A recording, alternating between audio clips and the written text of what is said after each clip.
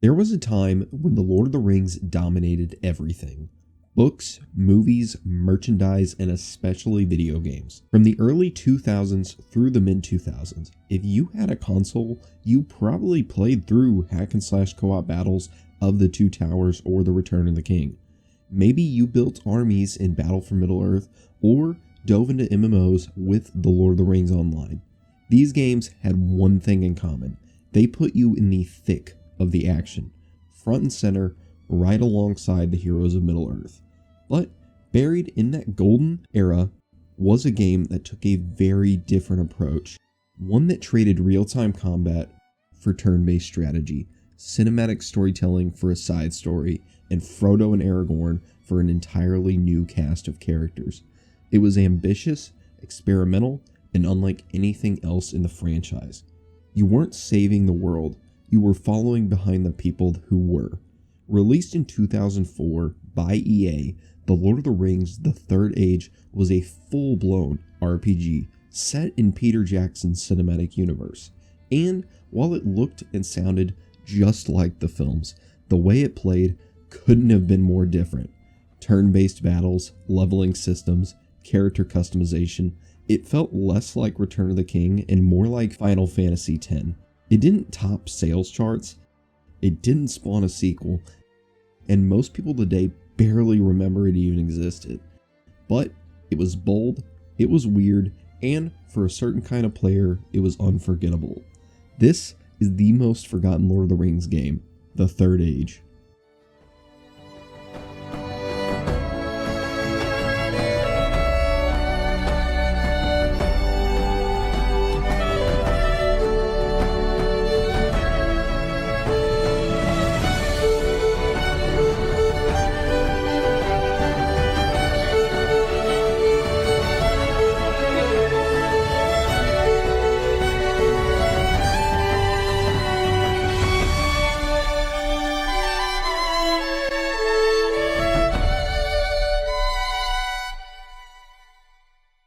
Rather than putting you in control of any iconic heroes from Tolkien's story, The Third Age takes a different route.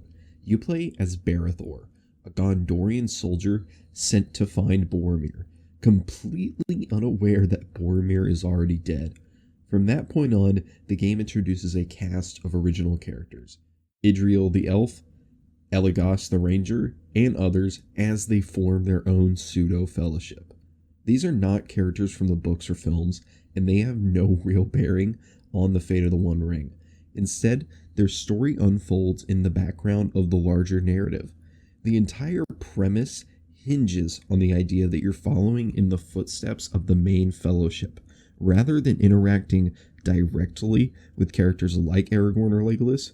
You form your own group of original characters. The game only makes brief attempts to establish who they are beyond their archetypes. Dialogue between party members is minimal, and backstories are hinted at more than they are ever fully developed.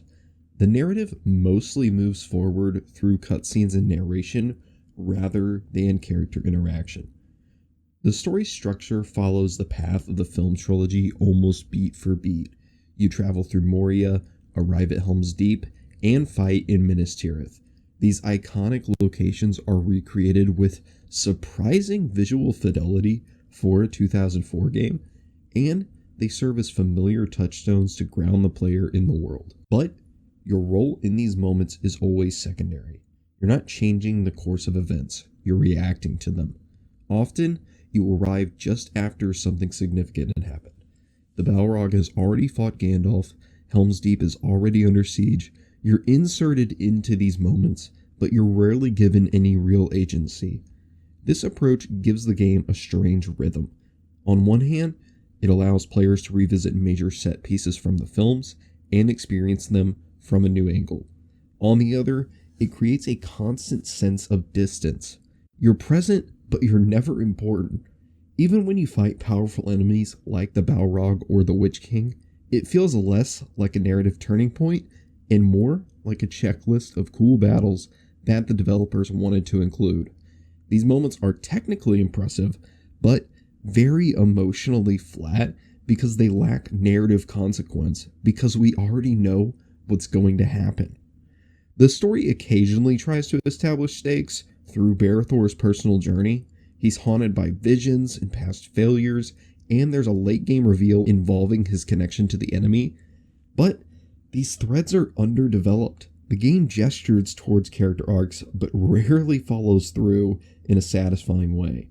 Gandalf's narration, while a nice touch of continuity with the films, ends up being more atmospheric than informative.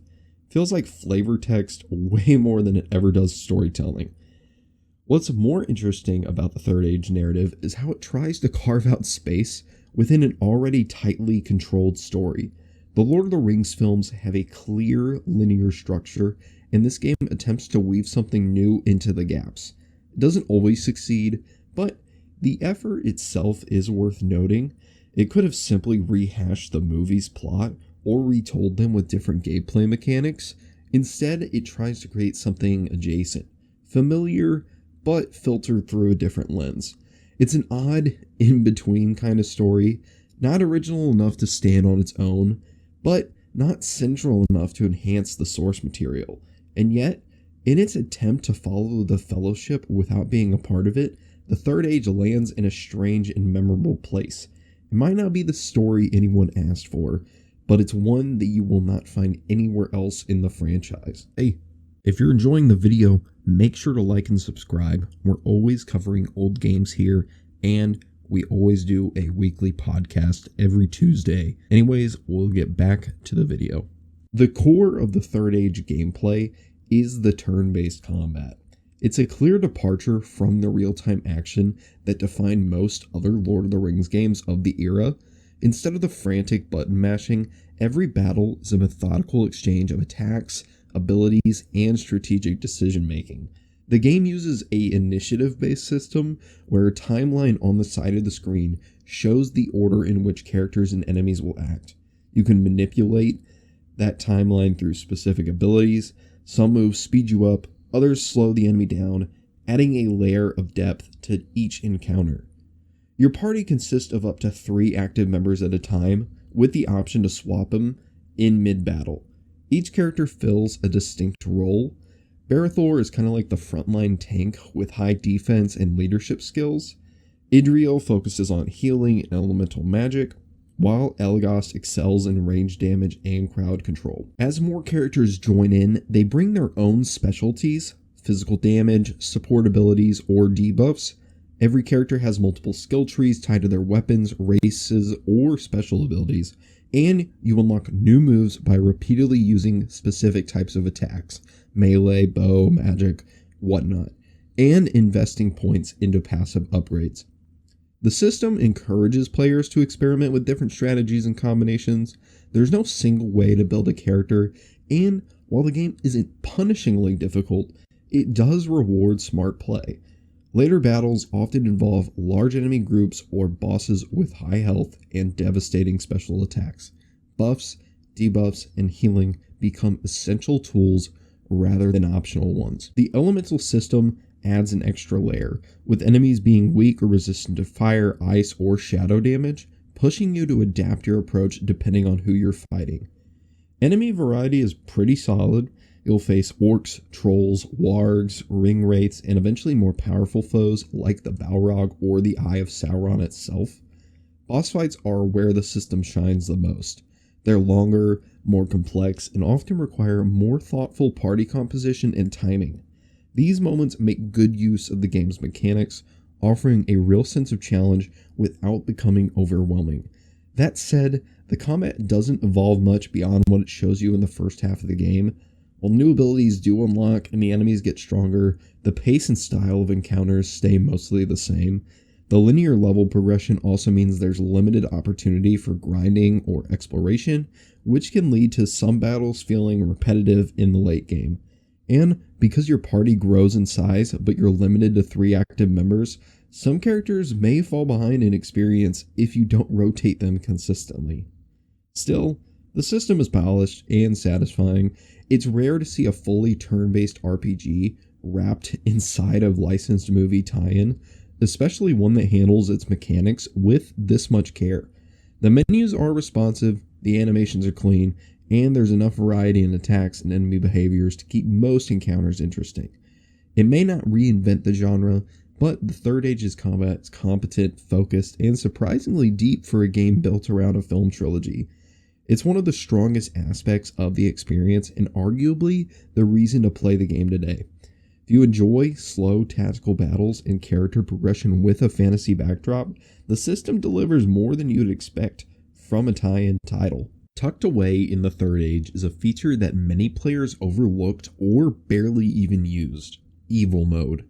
After completing a chapter in the main story, you unlock the ability to replay key battles from the enemy's perspective.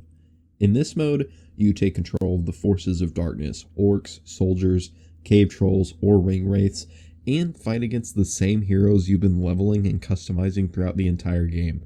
The setup is straightforward. You select Evil Mode from the main menu, pick a chapter you've already finished, and jump into a series of short combat encounters, and instead of your party, you now control the group of enemies that appeared during that chapter. The goal is to defeat your own characters using AI-controlled versions of them, which can be oddly satisfying after spending hours grinding their levels and perfecting their skill sets. The appeal of the Evil Mode is twofold. First, it gives players a rare opportunity to play as the villains in a Lord of the Rings game, and second, it offers gameplay rewards. If you complete an Evil Mode chapter, you earn bonus items that carry over into the main campaign, usually new weapons, armor, or stat boosting gear. These rewards can be helpful, especially in the mid to late game where enemy difficulty spikes and gear upgrades become more important. And from a design standpoint, Evil Mode feels like a bonus feature that was never really fully fleshed out. There's no narrative context or progression. The mode simply drops you into the battles and moves you through them one by one. There's no strategy involved in how you play these encounters, just a brief diversion where the roles are reversed. It's interesting for a few minutes, but it doesn't hold attention over time, and once you've earned the gear, there's not much reason to return. Still, its inclusion is notable because it reflects a level of thought and experimentation that's not often found in movie tie-in games. Most licensed titles stick to a very safe, linear formula, and the idea of flipping the script, even briefly, was a clever way to break up the main campaign. It also added value to replaying the game. If you were the kind of player who wanted to fully gear out your team or optimize your builds, Evil Mode offered an optional way to push your party forward. In the context of the larger game, Evil Mode doesn't redefine the experience, but it does add an unexpected layer of interactivity. It might be undercooked, but it showed that the developers were thinking beyond the basic framework of the story and trying to explore what else they could do with the combat system and license. It's the kind of feature that wouldn't make or break the game for most players, but it's a small, thoughtful touch that makes the Third Age stand out just a little bit more than other Lord of the Rings titles. The Third Age came and went without making that much of a splash. It didn't receive harsh criticism, but it didn't really generate much praise either. Reviews at the time were lukewarm. Most praised the visuals and the effort to do something different with the license, but criticized the shallow story and lack of innovation. It wasn't a failure, but it certainly didn't become a classic. Over time, it simply faded into the background. What's interesting though is that the Third Age was one of the few games during the height of the Lord of the Rings popularity that attempted to translate the world into a fully fledged RPG. It took a swing at traditional RPG mechanics, party building, turn-based combat, character progression, and for the most part, it succeeded. The foundation was strong enough that many players who discovered the game years later found themselves pleasantly surprised by how well it held up. But that legacy is complicated by how closely the game clings to the films. It never quite carves out its own place, and because of that, it's often seen as a side note, an extra piece of merchandise rather than sold as a bold narrative experience. Unlike other Lord of the Rings games that either stuck close to the films, like the direct movie tie-in games, or went fully original, like the amazing Shadow of Mordor, the Third Age tried to sit in the middle. It wanted to offer something new without stepping outside the boundaries of what was already established, and in the process, it became easy to overlook. Today, the Third Age stands out mostly because there's nothing else like it. EA never developed a sequel, there was no follow-up that refined the concept or pushed it further, and with the licensing shifting hands and the industry moving away from turn-based systems, the odds of something like it being attempted again are incredibly slim. And that's what makes it worth revisiting, not because it's a hidden masterpiece, but because it's a snapshot of a moment when developers were willing to experiment with a massive franchise. A time when even a high-profile property like Lord of the Rings could take a risk on a slower, more methodical style of gameplay, and in some ways, it feels like an RPG that was released before the genre was really ready to make a proper comeback. It's far from perfect, the story is underwhelming, the characters are thin, and the secondhand structure of the narrative holds it back from ever reaching its full potential. But the ambition is there. The effort to build something deeper, something more tactical and player-driven, is very clear. It may not be remembered alongside the best RPGs of its generation, but it deserves more recognition than it got. The Third Age is flawed, interesting, and a very cool experiment that tried to bring turn-based role-playing to Middle-earth, and, for a while, it did make it work. And in a sea of more action-focused Lord of the Rings games, that's enough to make it stand out. Well, that's Lord of the Rings with the Third Age. If you enjoyed the video, like and subscribe. We're always covering old games.